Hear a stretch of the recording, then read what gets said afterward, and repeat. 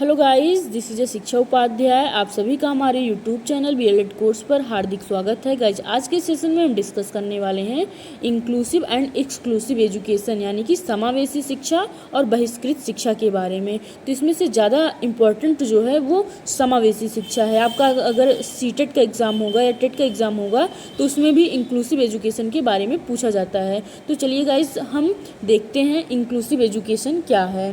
तो गाइस, जैसे कि एक होता है, मान लीजिए हम बालक जो होते हैं, बालक या बालिका, वो उन दो टाइप के होते हैं। एक होते हैं सामान्य, उनको हम आयत से डिनोट कर रहे हैं।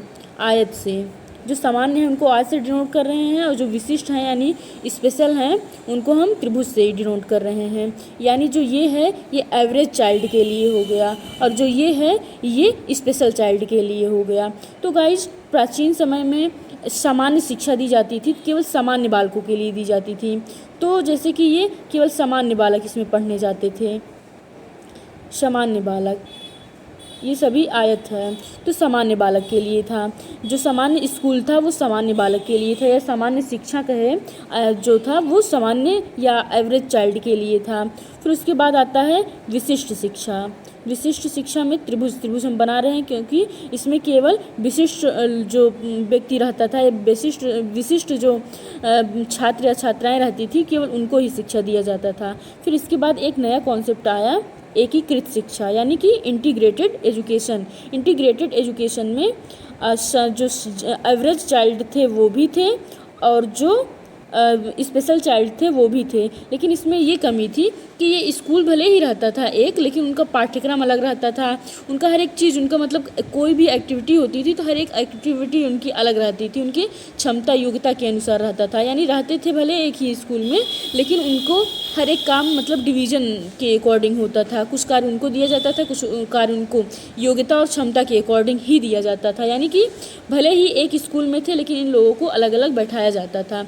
ये हो गई इंटीग्रेटेड यानी एकीकृत शिक्षा। फिर उसके बाद एक नया कॉन्सेप्ट आता है, उसका क्या नाम है? उसी का नाम है समावेशी शिक्षा, यानी कि एक्सक्लूसिव एजुकेशन। एक्सक्लूसिव एजुकेशन यानी समावेशी शिक्षा। इसमें सबको साथ बैठाकर शिक्षा दिया जाता था। जैसे कि इसमें स्पेशल चाइल्ड, फिर उसके बाद एवरेज चाइल्ड, फिर स्पेशल चाइल्ड, फिर उसके बाद एवरेज चाइल्ड, फिर उसके बाद स्पेशल चाइल्ड, फिर उसके बाद एवरेज चाइल्ड। यानी इस तरीके से बैठाया जाता था कि सामान्य यानी जो एवरेज हैं या जो स्पेशल हैं उनको एक साथ बैठाकर शिक्षा दी जाती थी। तो गाइज, इसमें जैसे बहुत प्रकार का मतलब इसमें नवीन तकनीकियों एवं टेक्निक्स मतलब जो होते थे उनका यूज़ करके ये शिक्षा जो है उचित है। ऐसा नहीं है कि हम केवल एक ही प्रक्रिया से या एक ही शिक्षण विधि से सबको पढ़ाएं एक ही साथ। ऐसा नहीं है। जैसे एक क्लास में जो स्पेशल चाइल्ड हैं, जैसे कि स्पेशल चाइल्ड के अंदर ये नहीं है कि केवल जो मंद बुद्धि बालक या समस्यात्मक बालक आते हैं केवल वही हों। उनके साथ साथ उनमें प्रतिभाशाली बालक भी आते हैं, और ऐसे बालक भी आते हैं जो केवल शारीरिक रूप से विकलांग या दिव्यांग होते हैं। जैसे दृष्टिबाधित लोग हो गए, या जिनको सुनाई तो देता है लेकिन कम सुनाई देता है, तो उनको ऐसी आधुनिक जो नई मशीनें हैं जो वो लगाकर अच्छी तरीके से मतलब सुन सकते हैं, या अगर उनको हल्का ही सुनाई दे रहा है तो उनको सबसे आगे बैठा दिया जाता है। तो इस तरीके से मतलब उन सभी को एक साथ रहकर शिक्षा दिया जाता है, लेकिन उनके सीखने की प्रक्रिया को आसान या ईजी बनाने के लिए टेक्निक का यूज़ किया जाता है, मशीन का यूज़ किया जाता है। जैसे जो अंधे बालक होते हैं उनको पढ़ाने के लिए ब्रेल लिपि का यूज़ किया जाता है, ताकि वो लोग साथ रहकर सीखें। ये कॉन्सेप्ट इसलिए लाया गया ताकि वो अगर जैसे कि उनको स्कूल में अगर जो शिक्षा दी जाती थी अगर वो अलग अलग दिया जाएगा, लेकिन बाद में उनको शिक्षा प्राप्त करने के बाद समाज में यानी सोसाइटी के ही इंटरेक्शन में आना है ना, तो अगर इस तरीके से अलग अलग उनको शिक्षा दी जाएगी तो उनको बाद में दिक्कत होगी। लेकिन अगर शुरुआत से ही उनको उसमें एडजस्ट कर दिया जाएगा उस माहौल में, तो वो उनको धीरे धीरे आदत बन जाएगी, उस चीज़ की आदत हो जाएगी, और फिर जब वो पढ़ने के बाद सोसाइटी में बाहर आएंगे तो फिर उनको ज़्यादा दिक्कत नहीं होगी। तो इसी को ध्यान में रखते हुए ये कॉन्सेप्ट आया। तो गाइज, मुझे आशा है आप लोगों को ये कॉन्सेप्ट थोड़ा अच्छे से समझ में आ गया होगा। अब फिर उसके बाद हम ऑब्जेक्टिव टाइप क्वेश्चन देखते हैं। फिर गाइज, पहला क्वेश्चन देखते हैं। समावेशी शिक्षा यानी इंक्लूसिव एजुकेशन, यह एक ऐसी शिक्षा प्रणाली है या एजुकेशन सिस्टम है जिसके द्वारा किसी भी भेदभाव यानी बिना ही डिस्क्रिमिनेशन यानी विदाउट डिस्क्रिमिनेशन और अंतर यानी डिफरेंस किए बिना ही समाज के किसी भी वर्ग की शिक्षा प्रदान की जाती है। मतलब कि इसमें बिना भेदभाव किए, विदाउट डिस्क्रिमिनेशन या डिफरेंस किए बिना समाज के हर एक वर्ग को शिक्षा प्रदान की जाती थी। इसमें सामान्य यानी एवरेज स्टूडेंट्स और स्पेशल स्टूडेंट इन दोनों को शिक्षा दी जाती थी एक साथ, एक वातावरण में बैठाकर, एक पाठ्यक्रम द्वारा। भले ही उसके लिए शिक्षकों को ज़्यादा मेहनत करना पड़े, लेकिन इनको एक साथ शिक्षा दी जाती थी। और समावेशी शिक्षा में धर्म, लिंग, जाति, विकलांगता, जिसको इसका आधुनिक नाम हो गया है दिव्यांगता, और फिर सामान्य बच्चों को समान शिक्षा दी जाती है। यानी सामान्य और विशिष्ट के लिए, दोनों के लिए समान शिक्षा का प्रावधान इसमें किया गया था। किसमें? समावेशी शिक्षा का। तो गाइस देख लेते हैं कि जो समावेशी शिक्षा यानी इंक्लूसिव एजुकेशन है, इसका सर्वप्रथम अवधारणा यानी फर्स्ट कॉन्सेप्ट इसका कहाँ से मिली? तो कहाँ से मिली थी गाइस? ये यूएसए यानी United state of America, America से मिली है 1975 में। कितने सन में? 1975 में। अक्षम बालकों को मुख्यधारा से जोड़ने के लिए यह जो कॉन्सेप्ट है, यह या यूँ कहे कि यह जो संप्रत्यय है वह आया। फिर गाइस नेक्स्ट क्वेश्चन है, समावेशी शिक्षा का उद्देश्य है यानी इंक्लूसिव एजुकेशन का जो ऑब्जेक्टिव्स है वो क्या है? पहला है दिव्यांग बालकों की या बालिकाओं की आवश्यकताओं की पहचान करना, ये भी सही है। यानी उनकी नीड क्या है, उनकी नीड के अकॉर्डिंग उनको शिक्षा दी जाए, उनके इंटरेस्ट के अकॉर्डिंग शिक्षा दी जाए, तो ये भी कॉन्सेप्ट समावेशी शिक्षा का उद्देश्य है। फिर सेकेंड है बच्चों की असमर्थताओं का पता लगाकर उन्हें पूरा करने का प्रयास करना, यानी जिस कार्य में वो असमर्थ हैं उसको पता लगाया जाए, फिर उस कार्य के लिए उनको प्रेरित किया जाए, उनको प्रोत्साहित किया जाए तथा उनको ऐसा बनाया जाए ताकि वो उसको करने के लिए सक्षम हो सकें। फिर नेक्स्ट है विशिष्ट बच्चों को आत्मनिर्भर बनाने का प्रयास, यानी जो स्पेशल चाइल्ड होते हैं उनको हस्तशिल्प शिक्षा द्वारा या अन्य कार्यों के द्वारा उनको सेल्फ डिपेंड बनाने का प्रयास करना। फिर नेक्स्ट है विशिष्ट बालकों या बालिकाओं को समाज की मुख्यधारा से जोड़ना, क्योंकि ये पढ़ने के बाद समाज जब बाहर आएंगे तो समाज के ही लोगों से के साथ इनका इंटरेक्शन या अंतःक्रिया होगा। तो शुरू से अगर ये इनकी आदत रहेगी उनके साथ रहने की, तो इनको ज़्यादा दिक्कत बाद में नहीं होगी। तो उपयुक्त ऑप्शन जो है यानी ऑल ऑफ द अबव, ये ऑप्शन सही हो जाएगा। फिर गाइस नेक्स्ट है समावेशी शिक्षा है सामान्य बालकों के लिए, विशिष्ट बालकों के लिए, सामान्य और विशिष्ट बालकों के लिए। तो ये सामान्य और विशिष्ट दोनों बालकों के लिए उपयोगी है समावेशी शिक्षा। समावेशी शिक्षा में सामान्य बालक और विशिष्ट बालक ये दोनों आते हैं। विशिष्ट बालक के अंतर्गत आप लोगों को याद रखना है कि विशिष्ट वाले में जो शारीरिक रूप से दिव्यांग होते हैं या मानसिक रूप से दिव्यांग होते हैं, उनके अलावा जो प्रतिभाशाली बालक होते हैं वो भी आते हैं, और जो धीमी गति से मंद बुद्धि वाले होते हैं वो भी आते हैं। तो गाइस ये आपको ध्यान रखना होगा। फिर नेक्स्ट क्वेश्चन है गाइज, दिव्यांग बच्चों की सबसे महत्वपूर्ण समस्या है तो नैतिक तार्किकता की, समायोजन की या मानसिक असंतुलन की। तो गाइज दिव्यांग बच्चों की जो सबसे महत्वपूर्ण समस्या है वो है समायोजन की, यानी एडजस्टमेंट की। अगर वो जैसे कि ज्ञान तो प्राप्त कर लिए, लेकिन जब सोसाइटी के संपर्क में आते हैं तो उनको दिक्कत होता है। इसीलिए ये कॉन्सेप्ट ही आया कि उनको शुरुआत से ही ऐसा पूरा इन्वायरमेंट दिया जाए या ऐसा वातावरण दिया जाए ताकि वो बाद में जब पढ़ाई करने के बाद वो बाहर निकलें तो उनको सामंजस्य स्थापित करने में कोई दिक्कत ना हो। तो गाइज ये समायोजन की दिक्कत है। नेक्स्ट है मानसिक स्वास्थ्य और अधिगम से सफलता का बहुत घनिष्ठ संबंध है। यह कथन किसका है?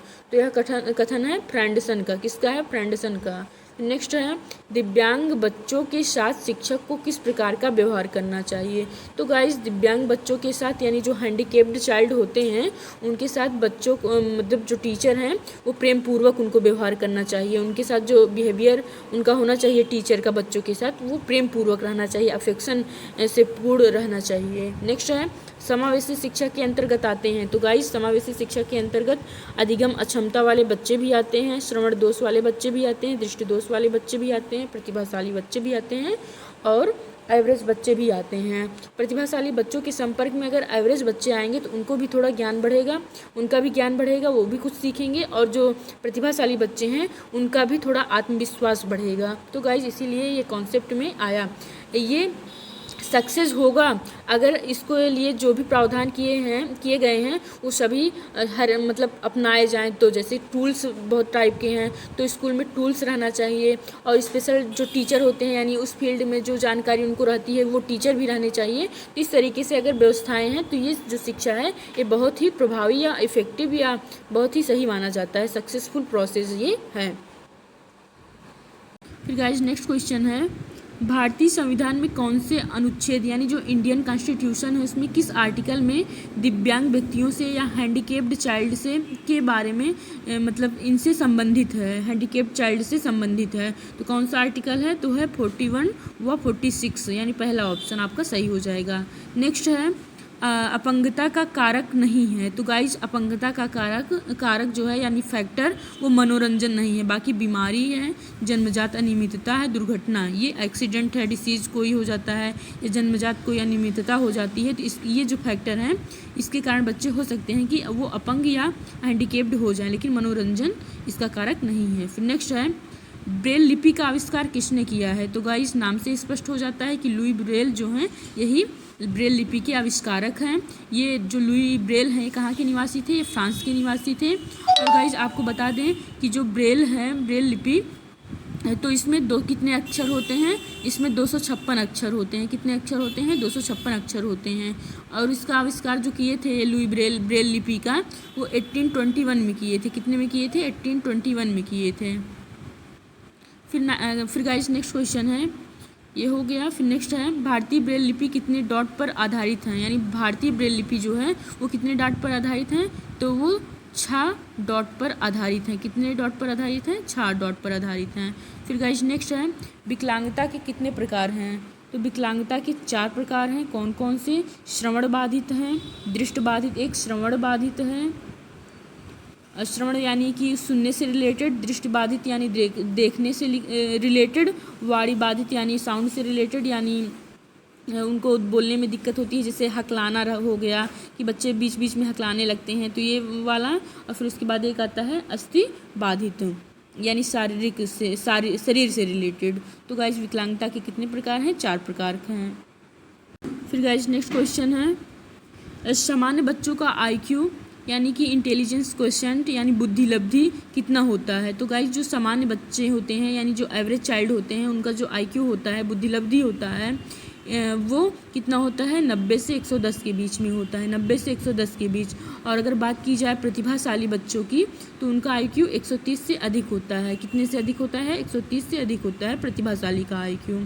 फिर नेक्स्ट क्वेश्चन है मानसिक मंदता की परिभाषा सर्वप्रथम किसने की? तो गाइस मानसिक मंदता की परिभाषा सर्वप्रथम डुल ने की थी। फिर नेक्स्ट है हस्तशिल्प की शिक्षा दी जानी चाहिए। तो गाइस हस्तशिल्प यानी हाथ से रिलेटेड कला सीखने की शिक्षा पिछड़े बच्चों को दी जानी चाहिए। फिर नेक्स्ट है समस्यात्मक बच्चों के अंतर्गत लक्षण है। तो समस्यात्मक बच्चों को बहुत ज़्यादा गुस्सा भी आता है, बहुत झूठ बोलते हैं और वो चोरी करने का भी गुण आता है। तो ये सारे गुण जो हैं ये समस्यात्मक बच्चों का है। तो प्रयोग तो सभी ऑप्शन सही हो जाएगा। फिर गाइज एक्सक्लूसिव एजुकेशन यानी बहिष्कृत शिक्षा से रिलेटेड 2 क्वेश्चंस हैं। इसका हमें कॉन्सेप्ट समझना है। अगर 1-2 क्वेश्चन इससे रिलेटेड आ जाता है तो हम आसानी से कर लेंगे। तो देखते हैं। पहला है कि औपचारिक शिक्षा प्रक्रिया से दूर होना किस प्रकार की शिक्षा है? यानी जो औपचारिक शिक्षा वो होती है जिसका पाठ्यक्रम निश्चित होता है, स्थान निश्चित होता है, जो टीचर पढ़ाएंगे वो उनका मतलब हर एक चीज़ निश्चित होता है और सिलेबस निश्चित होता है। तो वो जैसे कि स्कूल का एग्जाम्पल लें तो औपचारिक शिक्षा एक स्कूल है। तो गाइज औपचारिक शिक्षा प्रक्रिया से दूर होना यानी विद्यालय व्यवस्था से दूर होना क्या कहलाता है? वो बहिष्कृत शिक्षा यानी एक्सक्लूसिव एजुकेशन कहलाता है। अगर शिक्षा में बहिष्कृत का अर्थ देखा जाए तो केवल स्कूली बच्चों का शिक्षा से दूर होना नहीं है, मतलब जो स्कूली बच्चे हैं केवल उनको शिक्षा से दूर होना ही नहीं है बल्कि इसके साथ साथ औपचारिक शिक्षा प्रक्रिया से बच्चों का दूर होना भी है, जिसके कारण अपर्याप्त भोजन, अपर्याप्त सुविधाएं और निम्न रहन सहन आदि का स्तर आदि हो सकता है। तो गाइज बहिष्कृत शिक्षा आप लोगों को समझ में आ गया होगा कि यह जो है स्कूली बच्चों का शिक्षा से दूर होना ही नहीं बल्कि औपचारिक शिक्षा प्रक्रिया से बच्चों का दूर होना भी है। तो ये समझ में आपको आ गया होगा। फिर नेक्स्ट है बहिष्कृत शिक्षा के लक्षण है यानी इसकी क्या कैरेक्टरिस्टिक्स हैं। पहला है किसी स्कूल और शैक्षणिक कार्यक्रम में प्रवेश से बहिष्कार, तो सही है। फिर उसके बाद है प्रवेश के लिए योग्यता मानदंड से बाहर होना यानी जो एक एबिलिटी क्राइटेरिया निर्धारित की जाती है तो उससे वो बाहर हो रहे। नेक्स्ट है जीवन के अन्य मांगों के कारण स्कूल में भाग लेने के लिए समय बिताने में असमर्थ। यानी जीवन में अनेक प्रकार की उनके सामने समस्याएं आती हैं जिनका बहुत प्रकार से डिमांड होता है। जैसे कि कहीं कहीं बहुत गरीब जो बच्चे होते हैं तो फिर उनको मतलब जब पेट भरने का उनके पास पैसा या धन नहीं रहता है तो फिर वो पढ़ाई कैसे करें, तो उसके लिए वो पहले पेट भरने के लिए कमाते हैं। यानी वही है कि जीवन की अन्य मांगों यानी उनको भूख लगी रहती है तो उसके लिए वो अलग कार्य करते हैं, जिसके कारण वो स्कूल में अपना टाइम नहीं बिता पाते हैं या स्कूल जाने में असमर्थ रहते हैं। तो उपयुक्त सभी यानी बहिष्कृत शिक्षा यानी एक्सक्लूसिव एजुकेशन के अंतर्गत आएंगे। तो गाइज मुझे आशा है, उम्मीद है आप लोगों को आज का सेशन बेहद पसंद आया होगा, और अगर पसंद आया हो तो अपने फ्रेंड सर्किल में शेयर कर दीजिए ताकि वो लोग भी अच्छे से पढ़ सकें। तो गाइज मिलते हैं नेक्स्ट वीडियो के साथ। Thank you guys, thanks for watching.